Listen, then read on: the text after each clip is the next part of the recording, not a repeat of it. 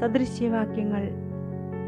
മകനെ, ജ്ഞാനത്തിന് ചെവി കൊടുക്കുകയും ബോധത്തിന് നിന്റെ ഹൃദയം ചായ്ക്കുകയും ചെയ്യേണ്ടതിന് എൻ്റെ വചനങ്ങളെ കൈക്കൊണ്ട് എൻ്റെ കൽപ്പനകളെ നിന്റെ ഉള്ളിൽ സംഗ്രഹിച്ചാൽ, നീ ബോധത്തിനായി വിളിച്ച് വിവേകത്തിനായി ശബ്ദം ഉയർത്തുന്നുവെങ്കിൽ, അതിനെ വെള്ളിയെപ്പോലെ അന്വേഷിച്ച് നിക്ഷേപങ്ങളെപ്പോലെ തിരയുന്നുവെങ്കിൽ, നീ യഹോവഭക്തി ഗ്രഹിക്കുകയും ദൈവപരിജ്ഞാനം കണ്ടെത്തുകയും ചെയ്യും. യഹോവയല്ലോ ജ്ഞാനം നൽകുന്നത്. അവൻ്റെ വായിൽ നിന്ന് പരിജ്ഞാനവും വിവേകവും വരുന്നു. അവൻ നേരുള്ളവർക്ക് രക്ഷ സംഗ്രഹിച്ചു വയ്ക്കുന്നു. നിഷ്കളങ്കമായി നടക്കുന്നവർക്ക് അവനൊരു പരിച തന്നെ. അവൻ ന്യായത്തിൻ്റെ പാതകളെ കാക്കുന്നു, തൻ്റെ വിശുദ്ധന്മാരുടെ വഴിയെ സൂക്ഷിക്കുന്നു. പ്രിയമുള്ളവരെ, നാം ജ്ഞാനം ആഗ്രഹിക്കണം, നമ്മളത് കേൾക്കണം. സ്വർണം അന്വേഷിക്കുന്ന ഒരാളെ പോലെ നാം ജ്ഞാനത്തിനായി അന്വേഷിക്കണം.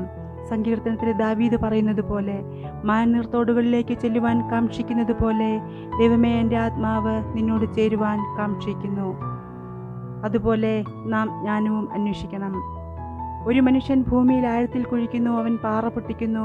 ഒരു മൃഗവും കണ്ടിട്ടില്ലാത്ത സ്ഥലങ്ങളിൽ അവൻ പ്രവേശിക്കുന്നു.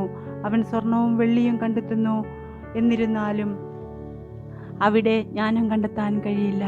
ജ്ഞാനം ആഴക്കടലിലല്ല, നിങ്ങൾക്ക് ജ്ഞാനം വാങ്ങാൻ കഴിയില്ല. ദൈവത്തെ ബഹുമാനിക്കുക, ഇതാണ് യഥാർത്ഥ ജ്ഞാനം.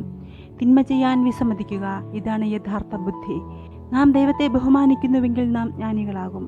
ദൈവം തൻ്റെ ജ്ഞാനം നമുക്ക് നൽകുന്നു. നാം അവൻ്റെ ജനമാണ്. അവൻ നമ്മെ കാക്കുന്നു, നമ്മെ സംരക്ഷിക്കുന്നു. 23-ാം സങ്കീർത്തനം ദൈവത്തെ ആടുകളുടെ ഉടമയായ ഒരു മനുഷ്യനോട് ഉപമിക്കുന്നു.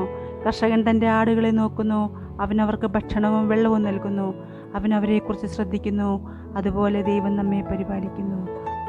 അപകടത്തിലാകുമ്പോൾ ദൈവം നമ്മെ സംരക്ഷിക്കുന്നു.